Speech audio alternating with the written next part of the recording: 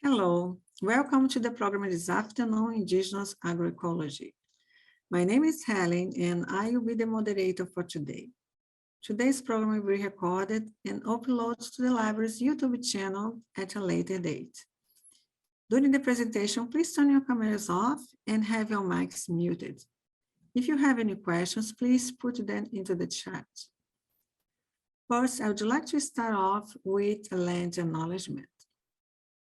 Oakville Public Library is situated in the Treaty Number 14 and Treaty Number 22 treaty lands in the territory of the Mississaugas of the Pratt First Nation and the traditional territory of the Huron-Wendat and the Haudenosaunee. Oakville is currently home to many different First Nations, Inuit, and Métis peoples. Regardless of where you're coming from, we are all interconnected through the land that you live on, water that you use, and the air that we breathe. We are committed to a continuous learning journey in allyship. We seek to elevate Indigenous voice and lived experience to cultivate reconciliation in Oakville. I would like to introduce the presenter for this afternoon, Johl Whiteduck Ringgit. Johl is the founder of the Miinikaan Innovation in Design and has co-designed and created Indigenous teaching gardens that invite curiosity and demonstrate Indigenous agroecology practices even in the smallest of urban space. Chef Johl Whiteduck has been the proprietor of NishDish Marketeria Catering since 2005. Please welcome Johl. Bishu, that means my spirit name is Spotted Lynx, and I am from the Martin clan, and my specific clan is Mink. And in the words of our elder and the teachings of our elder Jim Dumont, within the Anishinabe's 7 clan system, that means in a contemporary sense, my work would be creating economic development. Very similar in most ways is the work of that clan system. So it's not going to be a surprise when I explain to you that my original work that I was doing and have been doing since 2005, as Helen talked about in the introduction, is as the chef and caterer of NishDish Marketeria and Catering. So NishDish is the restaurant that opened in 2017, and I have a catering business since 2005. So I've been bringing Indigenous Anishinaabe or Ojibwe food in the best way that I can throughout the GTA since 2005. In 2017, I had the opportunity to open my restaurant, expand to a restaurant, and I was a beautiful success within our community, winning the Reader's Choice Best Caterer Award in 2019. And many other things happened. Amongst those things that happened at the very beginning of when we opened the restaurant, I had formed a partnership with another agency that was just down the street on Bloor Street. So my restaurant was at Bloor and Christie. And there's a agency called Native Child that had its youth resource center just across the street and down from the restaurant. So I formed this partnership, and we worked with 10 Native youth who helped me establish some of the first, at least agency gardens. So in order to create these gardens with the youth, I wanted to reach out to people that are knowledge keepers within our community. So I went pretty far and wide, finding people who would know the plant ceremonies and the plant songs. So these things are very, very important. And if I explain to all of you, although I can't see your faces, it is really wonderful. Helen, I don't know if people have the option of turning on the visual screen so that we can see one another. It's pretty alienating to start with, but if not, it's fine. I'll continue. But for those of you who are yeah, it's really nice to see a few people, just so I'm not here alone talking to myself in the room. Thank you very much, Annie. Bonjour, everyone. In my introduction, I told you who I am. My grandmother's from Nipissing First Nations in North Bay. I wasn't raised on that reserve. I was raised north of there with my family, and my father and mother both like hunter, trapper, fishers. So I had the opportunity and the privilege to have access to wild game and a lot of our traditional foods. But let it be known that no one in my family said, this is our traditional food. It's just how we grew up. No one talked about these things. We went out fishing. We were taught all how to fish. We were taught how to trap rabbits and how to use all of the parts of the rabbit. My mom used to make different items with the fur. She used to bead everything that she could. This is just the way our family was. There was no one talking and saying, oh, this is a teaching passed down from our ancestors or our traditional knowledge keepers or our elders or anything like that. It was just known my family was Ojibwe, we were from Nipissing, and so were all our relatives, and we would go there and visit. So that's how I grew up. So just gonna fast forward the story to here. It's like late 80s, I've finished high school, I've finished grade 13. I come to the city because both of my sisters are here in college. So I come here and we're all like, Toronto is a huge place from where we came from. We're just really trying to acclimate, I guess, with the city. It's massive. We're trying to find different community. I'm here for a very long time before I actually find Indigenous community. That's how big the city is. We were living in the far reaches of Scarborough. So even getting downtown, we didn't do that. I got a job actually in Markham first with an interior designer because I had planned on going to art college. And I didn't go. And so I had this incredible portfolio from high school, and it landed me this really cool job for a brief time for about a year at a designer's. Like I would draft up the floor plans and the design work for the interior designer I worked for. But, I left the city very briefly for about a year and a half, came back and started again. Working in the food industry. So this is going to lead us pretty quickly. From the time that I was 15, I was working in and out of the food industry in all different roles. So I was very interested in food.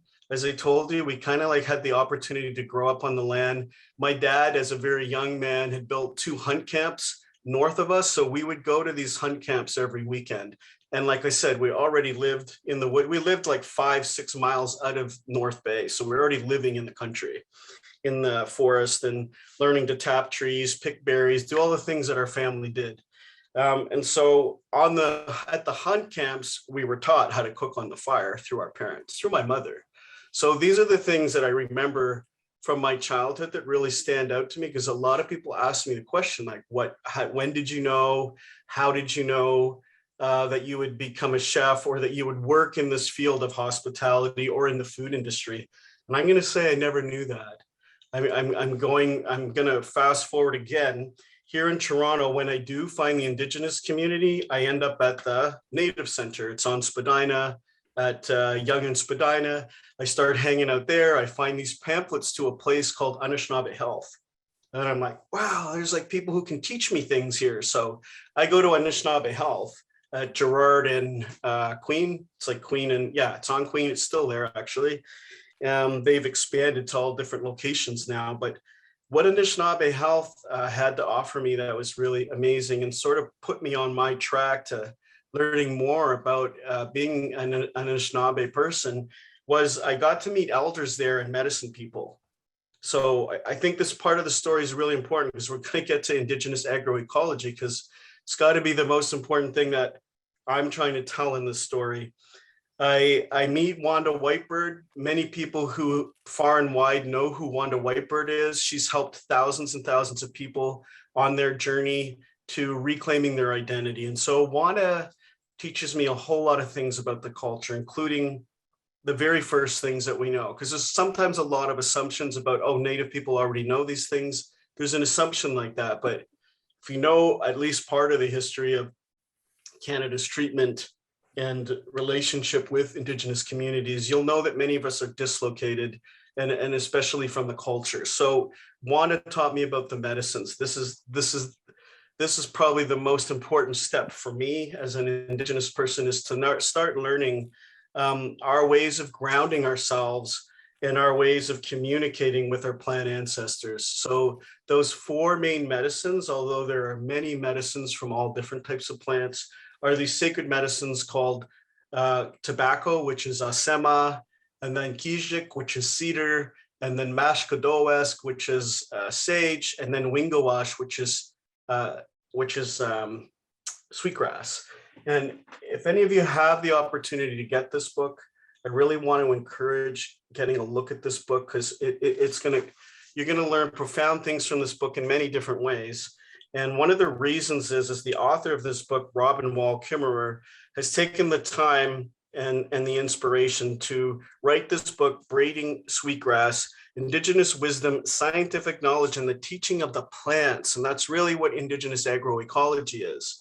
Indigenous agroecology was going on here since time immemorial. It would have started with our ancestors really, walking and learning about the plants because we're living amongst them. I mean, there's much talk about the times when settlers first came here, and you'll read many different documents that say, well, Indigenous people weren't using the land. Well, of course we were. We weren't using the land the same way other nations that are Eurocentric were using the land. Land within our nations, certainly there were different territories for different nations, and those nations crossed paths, and sometimes there were great challenges and even war amongst that. However, we formed treaties. You've heard all about treaties. We formed treaties amongst ourselves. We didn't just create treaties once settlers and European nations came here. We were forming treaties amongst ourselves. One of those treaties you might have heard about is called the Dish with One Spoon.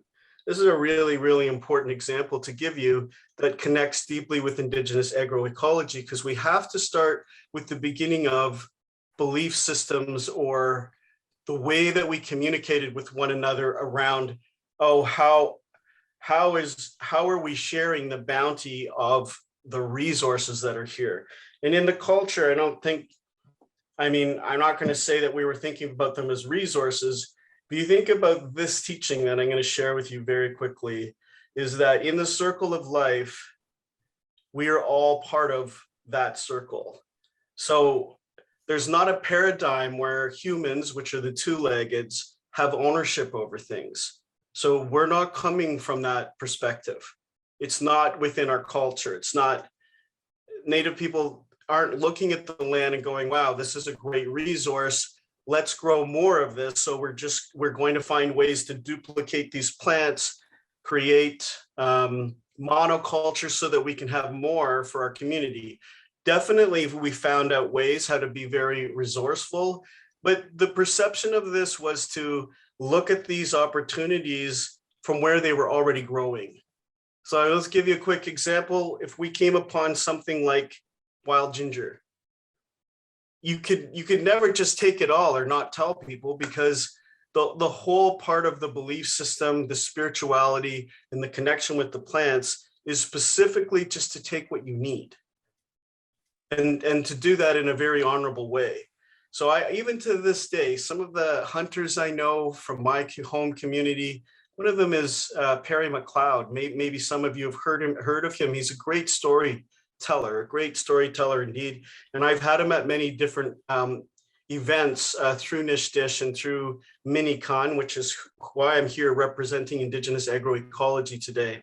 So even Perry Macleod at Nipissing is one of the first people to start the idea of bringing like wild game if they had more. So if you were lucky enough to harvest a moose, then some of that moose you're going to give to your community, because not everybody can go hunt a moose. It's really hard to do.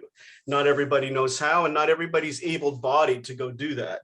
So he starts what we call like a wild game food bank, because it's well known within the Indigenous diet, which is also why I'm here today to talk about that Indigenous people need specific proteins from our foods, and that's the plants and also the animals. So there's certain things that we need in our diets that we can't access today because our food systems were essentially taken away. The food systems were diminished completely often intentionally through different policies with the government, which we'll talk a bit about today, but we don't have time to go through the entire history, but we'll get bits and pieces to understand the beginnings of Indigenous agroecology. So when talking about Indigenous agroecology, of course, we're talking about gardens and how we create food systems and what specifically we did within Indigenous agroecology that's definitely going to be different from the agroecology that we see here nowadays, or the agriculture that we see here nowadays. Has anyone here that's on this call been to Crawford Lake Conservation? That's great, because what I want to share with you about that is that historical village of the Huron-Wendat, it's not very far away from here, so you have this opportunity. I'd love it if you'd come and visit us. NishDish is having its pop-up seasonal kitchen there. Our soft launch is the first Saturday of May, so coming very soon. In about 3 weeks' time, we're going to do our soft launch, and then the following weekend will be our grand opening. So last year we did this from May to October. Every weekend, NishDish opens its pop-up kitchen. What else is at Crawford Lake was already there before NishDish arrived. It's a historical village of the Huron-Wendat. There's this lake there that's called the Merrimictic Lake. It's like one of the deepest lakes. It's very small. It's a kilometer in circumference. You can walk around it. They built a boardwalk so you can't disturb the grounds, and you can walk around it. There's all kinds of trails there. There's also gardens that the not-for-profit that we created. So NishDish created a not-for-profit called Ojibicon Indigenous Cultural Network. And that the job of that agency is to bring this agroecology along with the ceremony and the seed knowledge and the teachings to the general public, to the community, to teach people, engage people, bring us back into the gardens, bring us back to the land, and to start thinking about what our responsibility is. Because as people on this land, we all have a responsibility to that soil, and to be thinking about our relationship with the plants that are in the soil, that are with Aki, Mother Earth, and what we're supposed to be doing. It's a reciprocal relationship, just like in the circle of life, we're all part of that. And in our teachings, as Jim Dumont teaches, he's an elder that I've learned many things from. He teaches about the 4 stages of creation, and actually, so does the author of this book. She talks about it in a talk I've been at. Robin Kimmerer has also spoken about these things. So 4 stages of creation. You have rocks, which are the grandfathers. Then the plants. All the plant ancestors are here. They begin to grow. They bring all their medicines to the earth. They create this symbiotic relationship amongst everything, right? And then animals. And it's not till the 4th stage that we come along. So in the teaching, it talks about those 3 stages. They're here for, we can say, millions of years before 2-leggeds arrive here.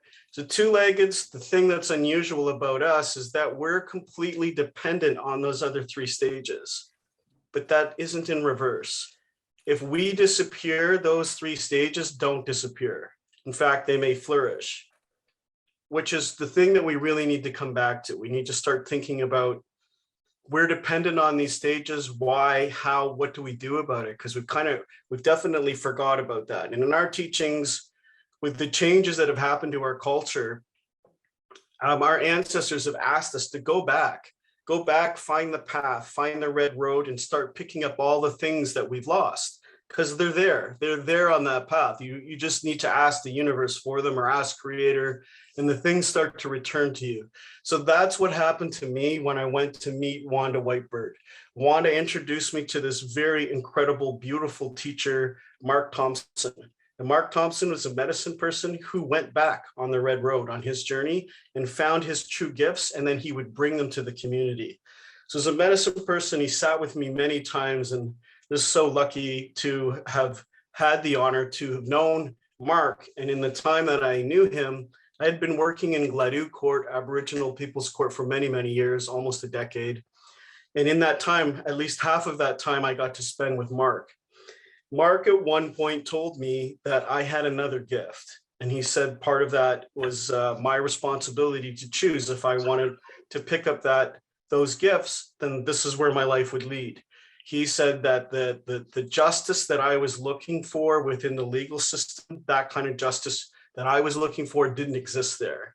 And that the tools that I had for Gladue was very, very helpful to the community, and that I needed to pass them over to someone else and then pick up my responsibility for the gifts that I had. He said that those gifts were to bring back the Anishinaabe food diet. I told you a little bit about how I grew up and that I worked in the food system, the food industry since I was 15. But I did not know I was going to do this work. Mark told me this, and I thought about it, I prayed about it. I started doing the things he told me to do. He told me to start researching to find it because the food would be very hard to find. And well, that certainly is a statement that I'm going to share with you, how difficult it is to get our food. That's what people ask me all the time. Why aren't there more Indigenous restaurants? There aren't more Indigenous restaurants for all kinds of reasons, but the number one reason is the food isn't accessible. I'm bringing wild rice, which is one of our main food items. We're supposed to be eating wild rice pretty much every day. And it's loaded with all kinds of nutrients and vitamins and minerals that we need in our bodies. But things that are so important about this rice that I'm sharing with you today is that when we're talking about Indigenous agroecology, we have to open our minds up to the fact that the plants, they aren't inanimate things. They are animate. They are just like us, and they were here before us, and they are ancestors. They are beings just like us. So somehow we've managed to, in a very short period of time, erode, diminish, drown out all of the Miinikaan, that's the wild rice, and we're right in the heart of wild rice country, right here.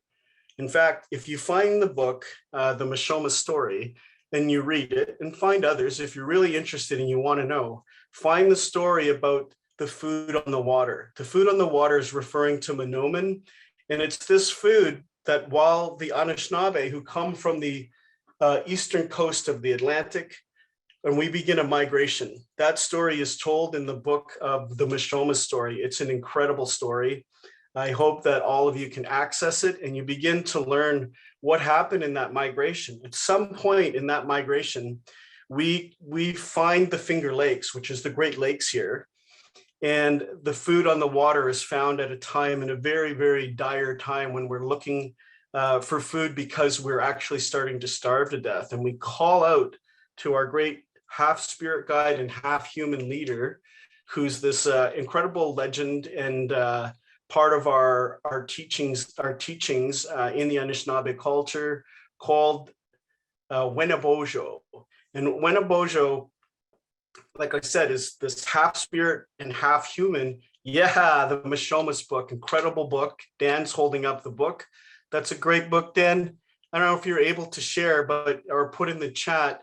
The author is Edward Benton Benai, and I say Ebon on the end. This is a new teaching I just learned. Edward has passed in the last year, and in that time, if you mention someone's name, you're to add the word Ebon. I don't have the whole teaching. It's so you don't call that person back on their journey through the spirit world.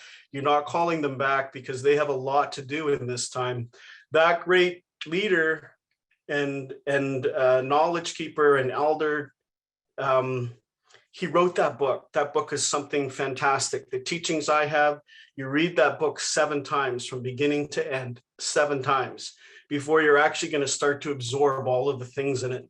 But in that book, he talks about the food on the water and Wenibojo coming to help the people, and it's a fantastic story to learn. About wild rice, some facts that I'll share with you. First of all, take a look at, for those of you who want to learn more, take a look at the work that James Whiteduck's doing. It's really important work. He's trying to bring that spirit, that ancestor, back to the water. Why is it so important? Maybe some of you have never had wild rice. You need to know that in this area of Canada, or even Ontario, although it grows far and wide, this was the heart of that ancestor. And somehow, through damming up the waters, from draining different waters, we've destroyed the plant. We've forced it out of its birthing place. That ancestor takes care of over 2 million species of wildlife. Humans cleans the water. It actually has an ability to clean water. It feeds all different types of species, which it can't, like obviously 2 million different species. These are true facts, scientific facts for those who prefer to hear about science. Without that one ancestor present, we are slowly eroding and destroying ourselves. Remember the teaching. We're dependent upon the plants, the rocks, the animals. So as we destroy each one, we destroy ourselves. There's not a future sustenance without bringing that plant back. And so James Whiteduck has given his life to that work. And that is part of my work. I try to find the seed where I can. Last year, hardly any communities had it because there was too much water. So wild rice, or manumin, grows in low-level freshwater lakes. And so what has happened with all the rains and stuff, the water's too high, so the ancestor can't grow. And so our job really is to find it, bring it back. NishDish, along with all of you, shouldn't have to be going to Wisconsin or Saskatchewan and remember the communities nearby that have started to reclaim it and regrow it. They don't have enough for, there's over 8 million people in this city alone. They don't even have enough for their small communities, let alone for me to come and take it for my restaurant, where I need sometimes 50 pounds of it in a few weeks, or even more than that. And it's very, very expensive. So that's the other reason it's not accessible. If you go to any place where they actually provide wild rice, say like No Frills or the bulk store, these are often rice that is mechanically harvested. The rice that we're looking for is the rice where the two-leggeds go out and harvest it and bring it in. And that's the indigenous rice that I try to support. I try to find it. So I get it from a family of Anishinaabe near north of Winnipeg, and it's called Flying Wild Rice. You can look them up. Can you access their rice? Probably not. They fly into a lake 6 hours north of Winnipeg that's untouched by two-leggeds. There's no roads there, so it's fantastic. They get access to that rice, and then they bring it to Peterborough, and then I try and get it from them there. Peterborough is about an hour and 40-minute drive from here. So again, it's not an accessible way to try and get wild rice, but I'm very, very grateful that I get access to Indigenous picked wild rice. And just on that note, I want to say Chi-miigwech to that family, and I want to say Chi-miigwech to the Smokes of Alderville. Diane Thomas Smoke brought that group of students I talked to you about earlier. Before we formed the not-for-profit, I ran this culinary program for these 10 students, and I took them to Alderville, where we got to see the rice ceremony. So the wild rice, or the manumin wild rice, or the manumin, has a ceremony. And it's an incredible thing to see. I had never seen it my whole life. And until I saw the whole process, I did not understand the gift that is given to us through the very act of getting access to wild rice and then being able to eat it. Wild rice is not actually a rice. Some of you know that. It's a grass, and it grows in the water. It's the food that grows on the water, and it can replant itself if given a chance. If it's seeded, it knows exactly where to go, and it goes into the part of the lake that it needs to go to, and it reseeds. But it takes a long time to grow it. It's not like I can just take green seed and throw it in the water and suddenly we'll have wild rice. This is a long process. So reclaiming it and revitalizing this one plant ancestor, that's part of Indigenous agroecology, and we all have a hand in that. Everyone here today can even pass on that knowledge or find places, if you know places of undisturbed low-level lakes and you have access to getting the seed, or you want to get the seed, you can call James Whiteduck, or you can find other people who have it and reestablish it. You may not be reestablishing it to even harvest it to eat it. You may be just thinking about the longevity of your community and the environment that you live in, and the next 7 generations of people that need to be here. And how can they be here if we don't start thinking about what we've done to all of the indigenous plants that are here, our ancestors? What have we been doing to the land? Rather than just continuing to take, when are we going to start giving back to it? So on that note, I talked a little bit about Crawford Lake Sanctuary and the historic and community that lived there. It's a village of the Huron-Wendat They've rebuilt some of the longhouses that they found there. So you can go visit, you can see these longhouses, but kind of almost so incredibly, they found in that little lake, because that lake is so deep and no one could ever get to the bottom because that's how deep it is. I guess they put cameras down there. They found all these artifacts. And when they pulled up the artifacts, because the lake is so deep, there's no oxygen at the bottom. So they were completely preserved, just like they'd fallen in there yesterday. So they found so many artifacts that one of the longhouses has been reconstructed, and it's like a museum. You can go in and see all of those artifacts. You can find out about the food systems that were there. And those food systems, of course, that's right on the escarpment. The escarpment from here, I can see the escarpment from here. I mean, there's buildings in the way, but I can walk to the escarpment here. It's one of the longest escarpments in North America. It's been considered the Niagara Escarpment. We were traveling along that escarpment for many, many thousands of years. It's a very important part of our community. And of course, out there near Milton, at least the Bruce Trail runs along a lot of it. It's an incredible area to go to and visit the trails. There's all kinds of places, not just Crawford Lake. But at least at Crawford Lake, you can learn more about Indigenous agroecology, because the Indigenous ancestors that were there for a long time, at least one talk I was in, there was a pretty profound moment for me. U of T got permission to look at the teeth of the ancestors they found there. And through those studies, found out the food systems and the food that they were eating. And it falls in line totally with the Indigenous agroecology that we're talking about today. The number one food source in that area was the Three Sisters. And that's the demonstration garden of the not-for-profit that I've told you about that we created through NishDish. Ojibicon, which means the roots in Anishinaabe, the roots. Ojibicon, Indigenous Cultural Network, has taken over the garden that I created. So that was the plan. With the culinary students, we built these gardens. And then when the programs were done, I'm like, how are we going to keep up the gardens? We need the community to get in on this. Let's establish a not-for-profit. Let's get funding. Let's get people learning about these through all our teachers. So we at the time had brought in a number of teachers from 6 nations, because we found through a group called Our Sustenance, this woman, Kitty Lickers.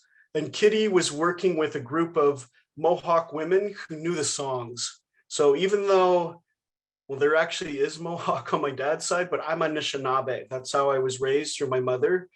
Even though I don't know those songs, what a blessing to have them come into the city, those 6 women, and bring all those songs and teach the youth how we plant those seeds, how we ask for the guidance of our ancestors, and we ask the permission to plant those seeds, and we pray with those seeds, and we drum with those seeds, and we put them down through a mound system. So we built mounds.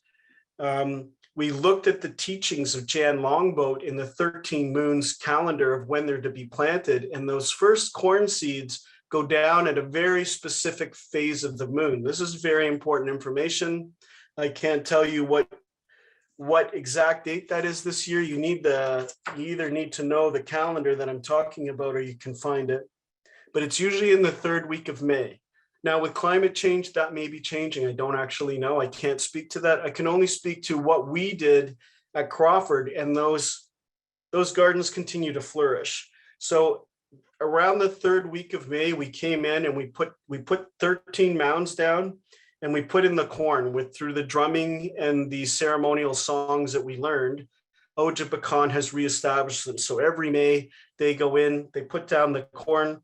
Those corn seeds are harvested from the same garden and from other gardens that Ojibicon has established, but mostly from that garden. We have a small garden here in Ashbridge's estate where we did the same.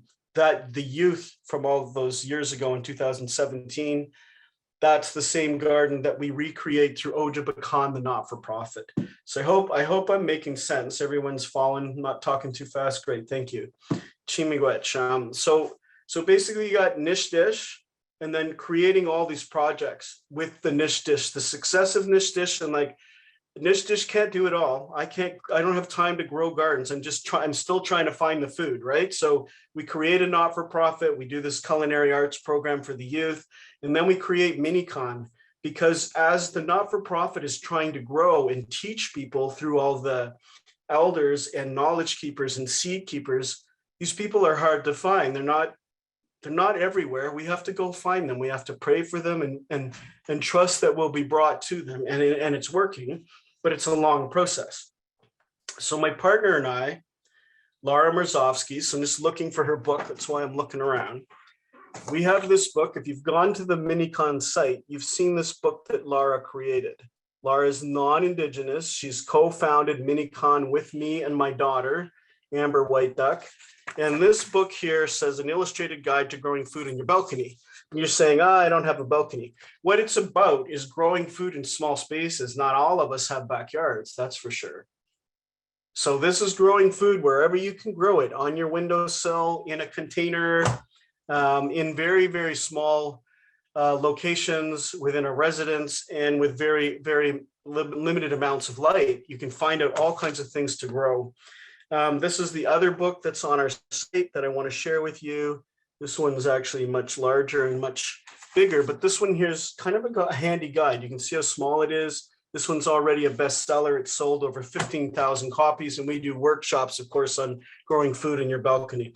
This one here is the newer one. It's Grow Without a Garden, 101 Plants for Containers. So again, container growing, unbelievable diagrams and illustrations in here, and information, just so bountiful. And my partner's taken all this time to not only grow the plants and sit with the plants, but she drew all of every single plant in here and every single drawing, and then gives you all of the knowledge that she's learned in her 20-some years of working with the plants. Now, combined with Laura's knowledge and the things that I have been learning since I started this journey that Mark sent me on in 2005, we've been able to create Miinikaan Innovations in Design. Miinikaan, I'm happy to say, has actually become extremely successful over the pandemic.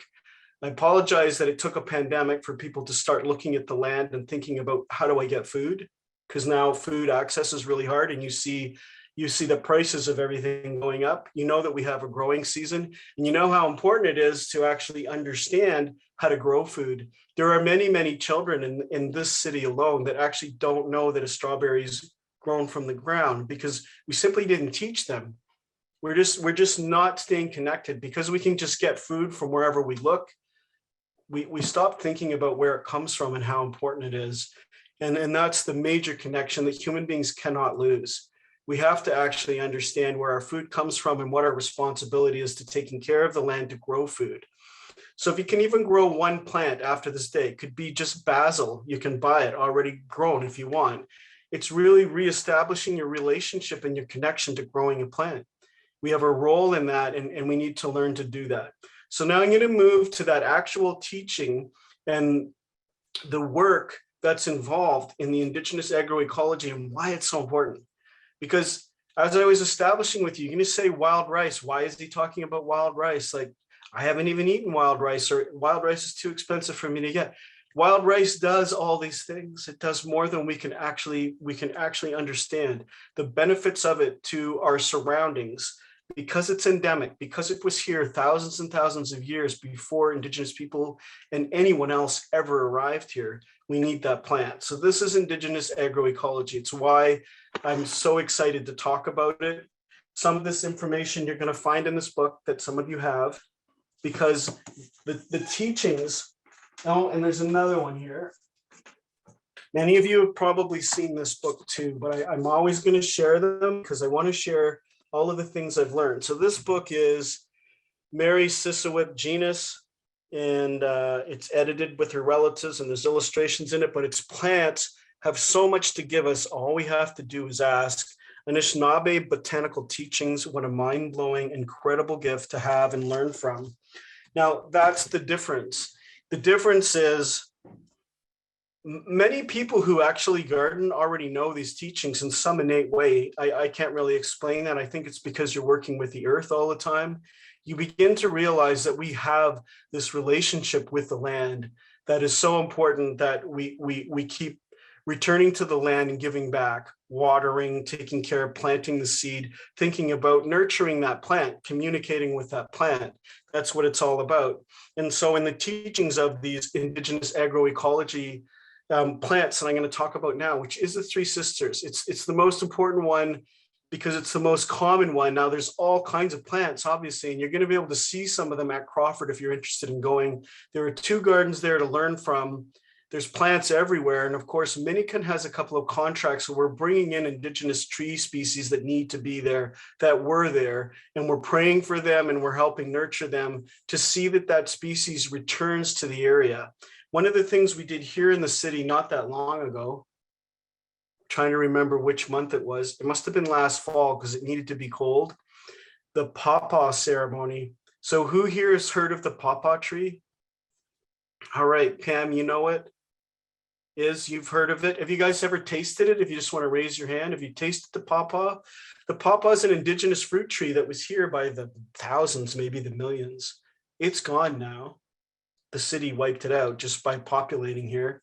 And this tree is really important. It has all kinds of relationships with specific insects that need to be here. And also, obviously, if it was here, we were eating it. We were eating it regularly, so we need it. So it's a very important tree to try to bring back. And so it's taken us over 4 years of just keeping the seed, because we went to a farmer's market, we got the seed inside the plant, we ate the fruit, and then we kept it. You know, you do, some of you will know this, we actually kept the seeds in the freezer. So it's like the seed striation, if I'm saying this correctly right now, to keep the seed and then prepare it for its time when it actually has to be planted. The trouble was the pandemic came.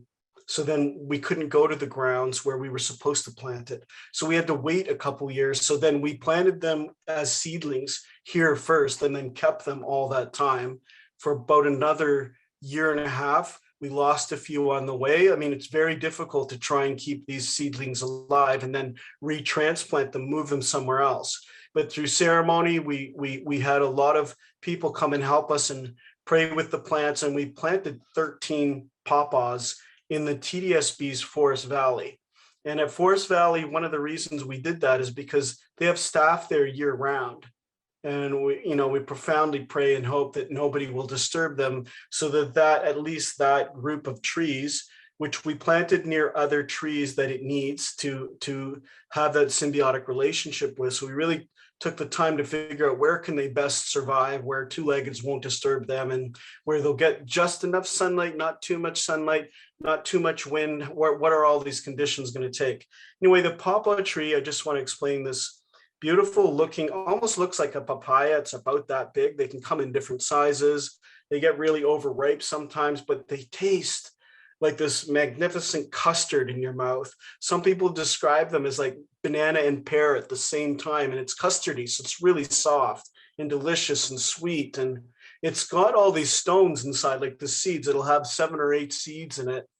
And what an incredible treat. So if you think about our diet, there's not very many things that are sweet, just our beautiful berries. There's a plant I read about recently that has sweetness in it that you can create a type of sugar from. But then of course our trees that we sap, they're different trees that we sap, not just the sugar maple, but other trees. So you can get some sweetness from that. But overall, there's not a ton of sugar in our diet. So that also explains the relationship with when they created reserves and forced all of our communities onto different reserves. And then, hope you remember this, a law was passed through policy within the Canadian government that Indigenous people, it was illegal to hunt, trap, or fish.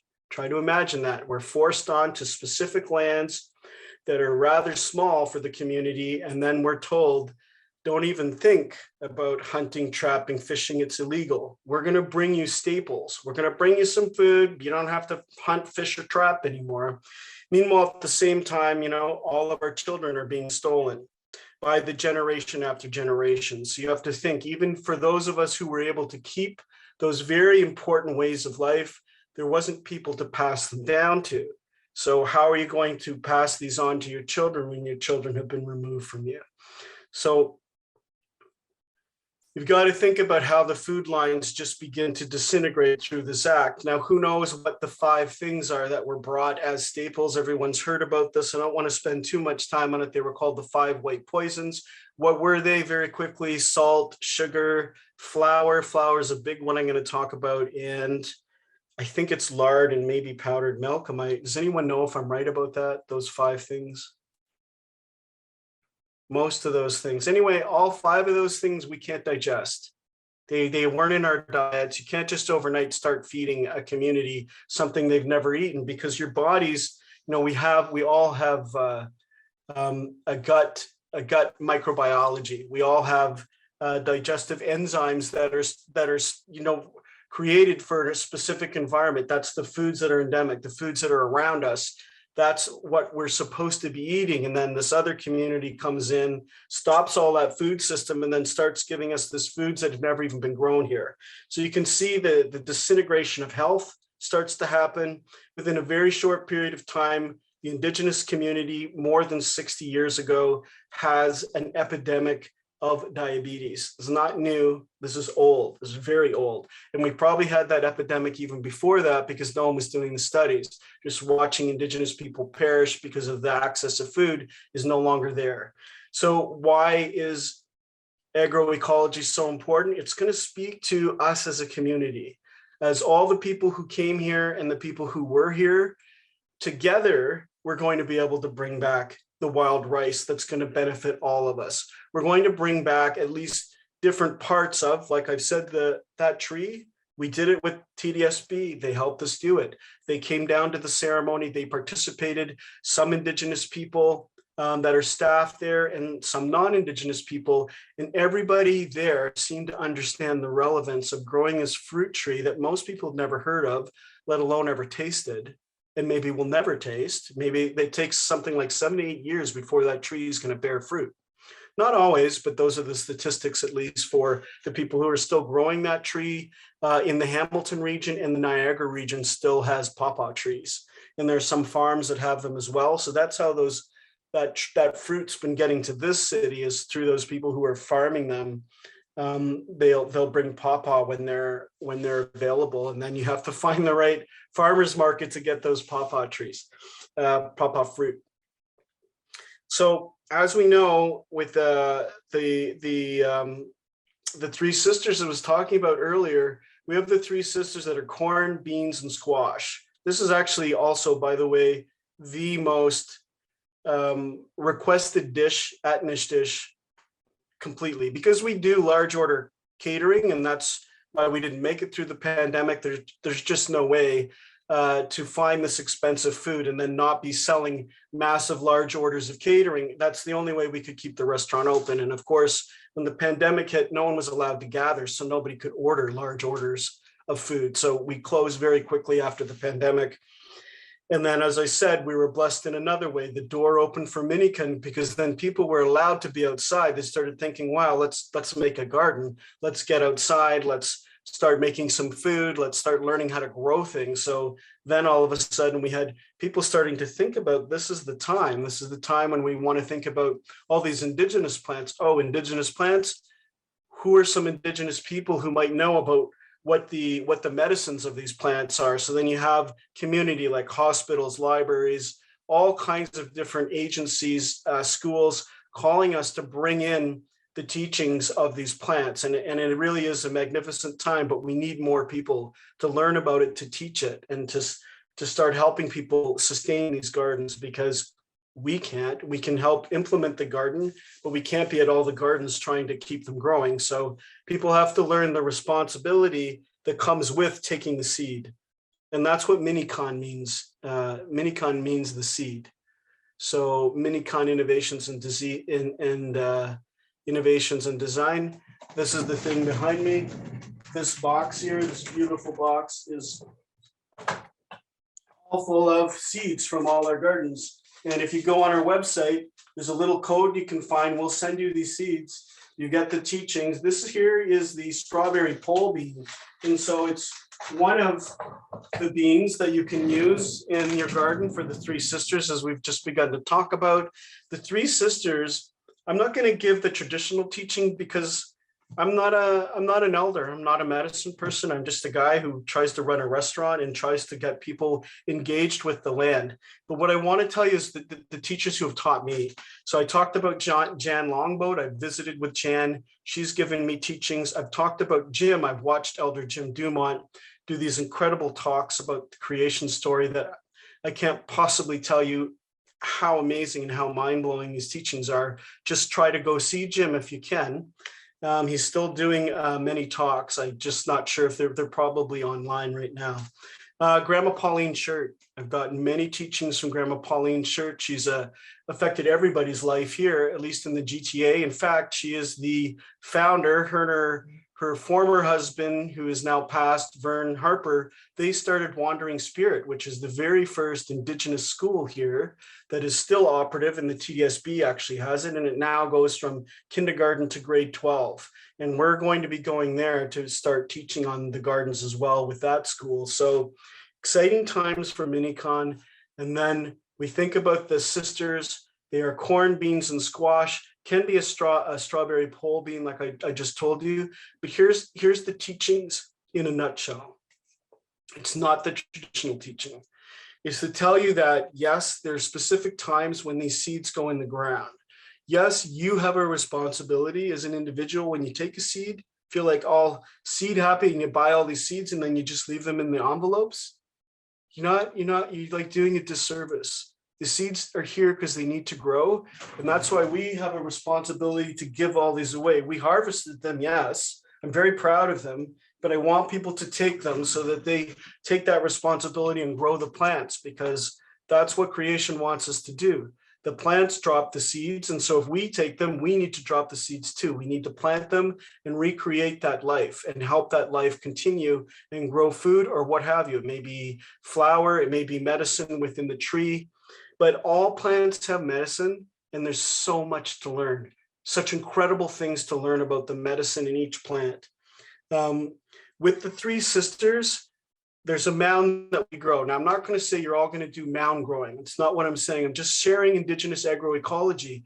One of the reasons we have mounds is that the plants grow together in a specific way on the mound, and we can create this. It's not like nowadays. We have all kinds of water systems. We have hose systems, we have sprinklers, we have gadgets we can push where water's brought there. But in this case, we used to put like a ceramic, or could have been made out of birch bark. We had containers in the ground where we could pour water into them, into the mound, because what happens when you water on top is that the water doesn't always get to filtrate down to the roots. And it's the roots that they're actually absorbing the water. They need the water. So in our watering systems as Indigenous communities here, we had different ways of holding the water in different vessels that we created. So there was a slow release of water through that vessel and into the roots, because of course weather was always changing, just like it is now, although probably now it's more extreme. We've really extreme, like just last week, what was it, a 30 degree difference in the temperature just last week. We were plus 16 here, and then a few days later it was minus 15 in this city. I'm not sure where you all are, but I think a lot of you are near and around Oakville. And wow, what a time to think about those changes. And right now it's the planting season. Like the planting, we're starting to like clean up the area, look to see if we need to put down any kind of covering, like creating, preparing the soil, basically, just looking for opportunities to see what's already started to grow. There's a lot of different little buds up here and flowers, and we know that things are getting ready, but we also know that probably a few more freezing times are coming. Some probably still going to get more snow. And anyway, these days I'm spending a lot of time near you guys. I wake up most mornings and look up at the escarpment, and I'm just astounded by that escarpment. I feel that it's such a powerful and beautiful and magnificent part of the landscape and of a key, and that I feel so drawn to it now. So I'm living near Milton because of the pop-up. The kitchen's about to open soon, so I have to spend a lot of time there. So I don't want to be doing the absurd travel from Toronto, even though it's only 50 kilometers. It's still taking sometimes like definitely never an hour, but sometimes 2. And at times, I will tell you, it took almost 3 hours to come home just from Crawford to Toronto. So that can't be done. We can't be spending, 4 to 6 hours just driving. You won't stay well, and we have a responsibility to take care of ourselves. So this year, I'm closer to the ground so that I can get to the location and look at the tree species that we're trying to bring in. We already brought in, I think, about 12 different tree species now. And I'm looking more carefully at trying to find out about the sumac tree. This may really excite you. Most of you know that sumac is full of vitamin C. You can make a lemonade out of it, which we do at NishDish. But the thing that really profoundly excites me is to find out that we made some kind of vinegar from it. Now, although I can't speak Anishinaabemowin, I can't speak Ojibwe fluently, I just know little words. I know through some of the words that I've read that a vinegar came from that plant. The trouble is I haven't found a knowledge keeper who knows how to do that, but I'm going to find a way to do that. And if anyone on this call knows anything about that, I'd appreciate hearing from you either at Miinikaan or at NishDish, or even if you can lead me to someone who knows, because we want to find out how we were preserving some of the medicines. And we know that we do that through vinegar. And our community was certainly pickling and canning and doing all kinds of different things. I do know that you can do that with maple syrup. You can create a vinegar through it. But the sumac, I have a very big interest in because it provides this very, very tart berry on it. You can take it right off the tree and suck it right out of the plant like that. And you can get that really interesting taste. It's like a very tart, kind of sweet and sour almost at the same time. And we use that almost like in a lemonade at Strawberry Moon Time, which will be coming soon. So I want to be able to prepare it in the ways that I'm learning about. We used to just put it right in an iced tea. And this year I want to try and make it in the way that it would have been most traditional. So that's my goal, really, is to share with you knowledge that I've learned about the plants in the ways of knowing of the Anishinaabe. And so the three sisters, I'm circling back to them again. Most of you know this teaching, but I'm going to go through it again because each time you hear it, you might learn something new and you might share something with me that I don't know about, because I certainly don't know very much. I've just been learning for the last it's about 22 years now, but it takes a whole lifetime to learn just a few things. So I know that much, that I have so much to learn, and I learn from everybody. So with these three plants, that first sister goes down. And of course, most of you know that the corn plant, she needs a ton of nitrogen, and there's nitrogen in the soil. We know that. The only reason there's not nitrogen in the soil now is because we destroy it through monoculture. When you're planting one plant, it's stripping the soil of all its nutrients. So that's why you want a companion plant. You want to have different plants and you want to rotate crops in order to sustain the soil. When you strip the soil, then you have to add all these chemicals. So in a nutshell, you're getting really quickly how there's such a problem, and that then all those chemicals run off into the land and the animals eat them and we eat them. So we can't fix it all overnight, but we can start to fix it in our own homes. And if everyone starts to participate that in some degree, we start making these micro important rippling, changing effects across the planet, right? So with the three sisters, the corn sister goes down somewhere in the 3rd week of May during a very specific moon phase. So look for that moon phase in the 3rd week of May and think about that sister corn and what she needs. Now, what she needs is nitrogen, and her other sister provides it. Who knows which one of the other sisters has it? Does anybody on the call know? Can just either put it in, or if you can tell me.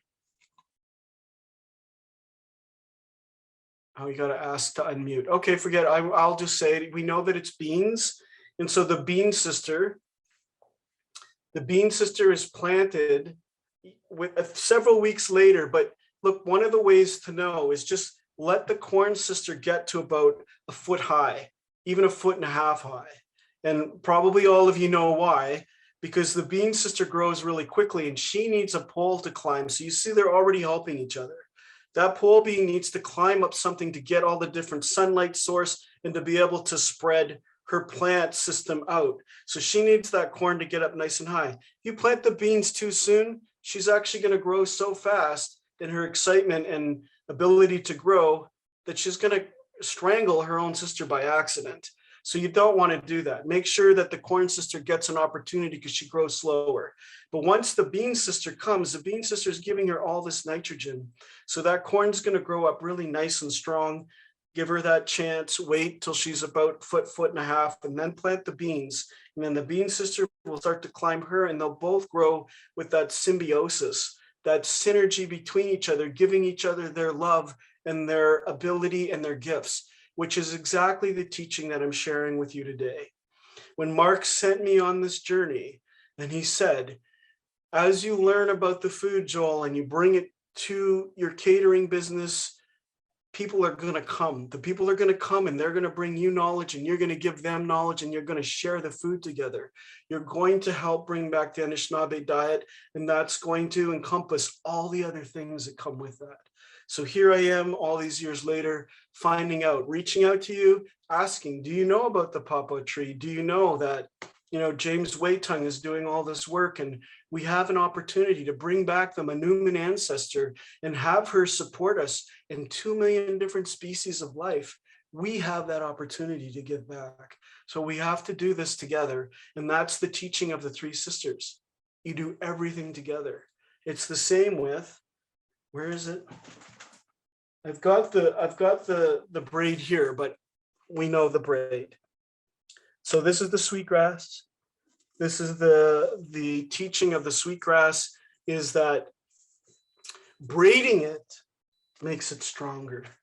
And no matter how much I tug on that braid like that, I can't break it. I've tried and tried to just show people, like, I'm going to pull with all my might and I can't break the braid.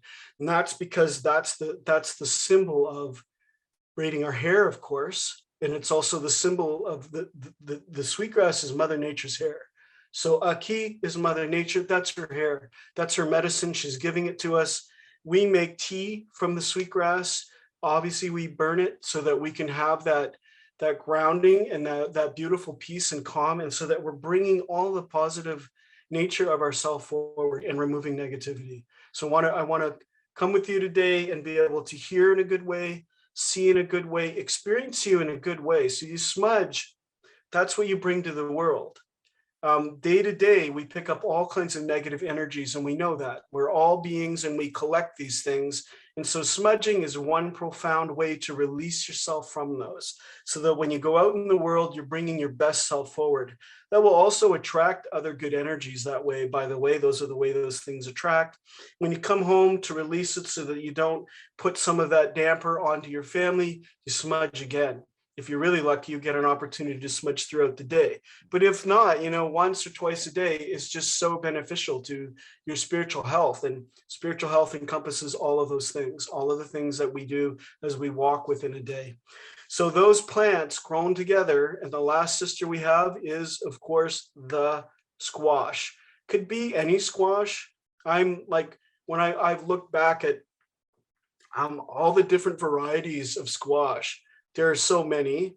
When we cook, we're cooking with the butternut squash, but I would say perhaps that's more because it's very accessible, and it yields a lot of food, right? You can get a lot out of that squash. So I'm cooking a lot with the butternut squash, but of course, it wasn't the butternut squash that we were planting back then. There's so many different varieties that it could have been any one of countless. So you can plant any other squash that you prefer.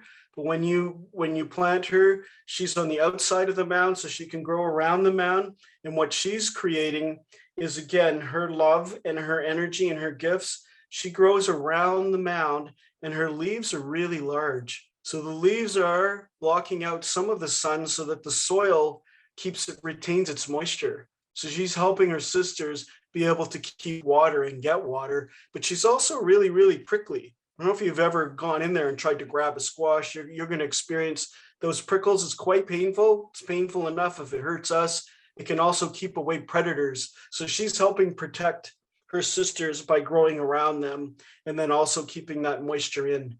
So she gets all of the benefits from them on the mound. In that protection field, she's getting the nutrients that she needs from her other two sisters too. So the three plants work in accordance. in the traditional teaching, there's actually a teaching of a young boy who's going there and taking some of the food away to his community. So there's a whole teaching about this. So remember, I haven't provided that to you, but we want to hear that. I've heard it many times. Grandma Pauline Shirt shares that one. And there's many other knowledge keepers that share the actual teaching of it. And it's quite like, it makes you think about, oh, that's what the teaching is. So until you hear that, there's a bigger piece to the story. But now you know that these plants, they're representing us. The ancestors are showing us we all have gifts, and it's your responsibility to find out what your gift is. You have to find it out. Everybody has them.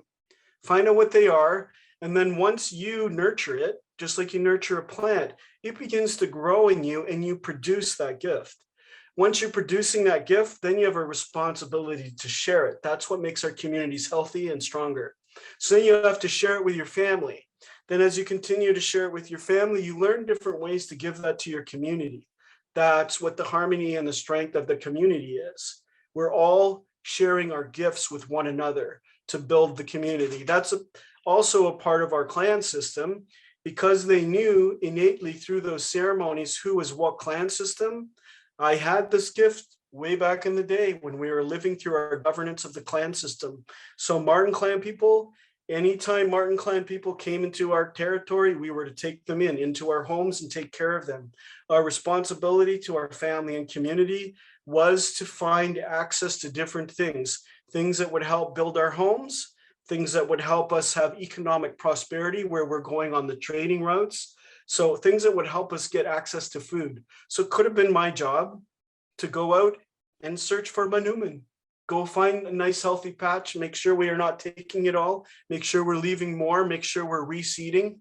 Those were all of the things I had to do with my clan system back in the time when we, the Anishinaabe people, were able to govern with our clan systems. And each clan has different gifts. This is the same story and gift that I'm sharing with you now, is that you have this responsibility. You can learn the things that you hold in this lifetime, and you find a way to nurture it just like the plant, and then you give it back to your loved ones. You give that gift, you share it, and it begins to grow with you, and you produce more prosperity, you produce more love and joy in your life, and you feel more fulfilled because you're actually using the gifts that creation gave you.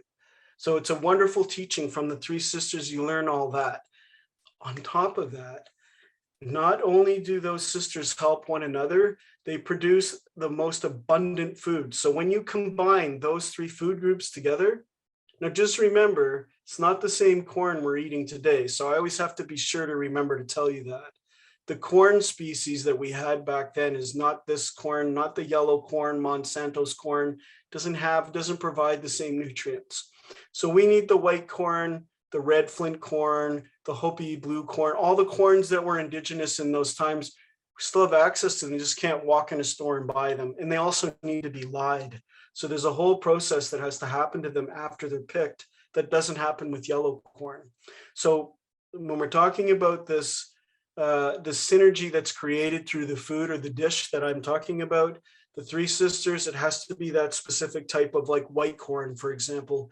We would need a white corn grown with that is lied through the hardwood ashes lying system, I should say. And then the beans that are grown with that, you combine that with the squash, and then that food would sustain us through long working days.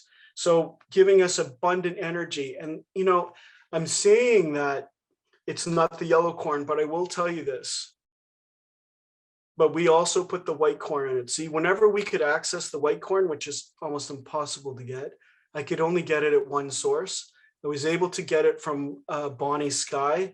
At first, I was able to get it from Scott Hill for a number of years on Six Nations, but then Scott Hill's family had to stop producing it. So then we were able to get it from Bonnie Sky.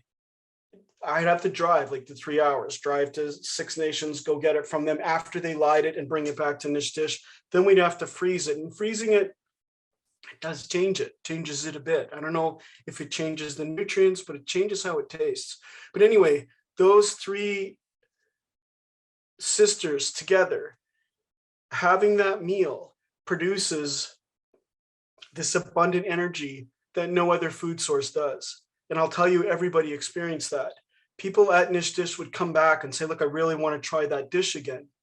Now, in the later times of NishDish, it became even harder to get it, so that we didn't always have the white corn in it. But whenever that white corn was in there, there is an experience that people would have after eating that food of great ebullient energy in their bodies. So we know it's a whole food that takes place, that every protein you need is in those three combined if you have the right corn. And that's how we were able to keep these very long days. Think about it nowadays. Since I got up this morning, I've got ready for my day. I've made breakfast. I've come in here. I've sat down. Back in the day, certainly that wasn't how our mornings began. We already had to collect firewood. We had to go get water. We had to produce food. Maybe fish. Some fish was smoked. You get what I'm saying. The amount of energy we were expending back in the day was profoundly different than it is now. So we were constantly a working community, and you needed to be in order to sustain yourself. So these food systems are super important. And when they grow together, they not only help each other, they help us, and then they give us this extraordinary amount of food. But agroecology, they help the soil. They are actually revitalizing the soil when we grow those plants together. When we put the right plants together, they actually help revitalize the soil, which is the opposite of what's happening now today with the Eurocentric values we have in producing food. We are actually stripping all of the soil. So we're doing the opposite of what the soil needs. So these are the things, this is the consciousness we want to think about, return to. Can we grow the amount of food we need nowadays through the system? Well, I don't know what that would look like. All I know is that when we grow the food this way, we produce 30% more food. So I hope that catches everybody's attention. In a very small area, you'll see it at Crawford. If you go there, there's 13 mounds. When we grow that food, there's 30% more yielded from that food, from the same amount of plants that you can get when you grow it in other types of agroecology. So, I mean, what's more to say? Not only does this plant keep giving back to us, it takes care of the soil, it's taking care of Mother Earth. And then on top of that, it actually produces more food. And on top of that, it gives us more energy to conduct our lives. So it's doing something that is very profound for our systems that we aren't able to reproduce in the food systems we have access to today. Is there any questions right now? Is anyone able to put something in? I'll go into the chat and look. And then I'll check the time. Are we past our time? Or are we still on time?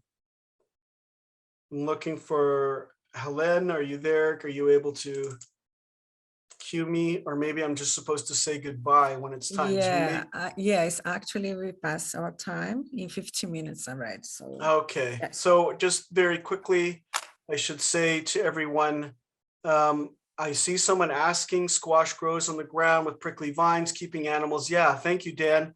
That's really, really incredible. And one of the things we tend to struggle with out at Crawford, because it's not like here where we're kind of overseeing our gardens all the time here in the city because we're almost living in them, which is the way our communities used to be. We used to live in the gardens. Literally, a lot of the elder people would choose to live in the gardens to keep the deer from eating everything. But there are different ways. If you've got a garden out in the country and you've got some concerns about it, one of the things we found that's sort of keeping insects off is creating a very strong natural insecticide with cedar. So if you boil cedar and you make it quite strong and put it in a spray bottle and spray it on your plants, this is helping keeping some of these like Japanese beetles off. They just sort of slide off the plant, but you really want it on there before they get on the plant because they eat all the leaves, they eat everything, they destroy everything. What else? Put a fake owl or hawk. This tends to keep small rodents from going there because they're afraid that they're going to become, part of the prey of the birds. We have put a fence around ours. It still doesn't keep everybody out, but in the teachings of the ancestors, you're to grow a garden for the animals. they have a right to eat that food too. And a garden is to be grown outside of where you're trying to keep food for them. And you talk to them and you tell them that that garden is for them and that this garden is for you. And that's part of your learning how to really believe that you have the ability to communicate with the plants, because you do. And they're communicating with us all the time. And over the course of the pandemic, just for all of you who are interested in plants and want to learn about the teas and the medicines they have, there's so much to learn about them. And you want to think about antivirals that help build our immune system. All of us should be drinking tea. It's the last little bit of knowledge I want to just share with you. Back in the day, all of our communities, all of us on this call, we all had Indigenous ancestors. All of our Indigenous ancestors who were working with the land, which they were drinking teas, which is the medicine that's given through the plants, all the time. We didn't wait to get sick and then start drinking and go like, oh, I got a cold, I gotta drink some tea or have some vitamin C. We were already drinking them, so our immune systems were developing and being protected through these antivirals. So we know that lemon balm is one of them. It's not endemic to here, but anise hyssop. Anyone else want to share a couple of other plants that they would use as an antiviral to help with keeping our immune systems well?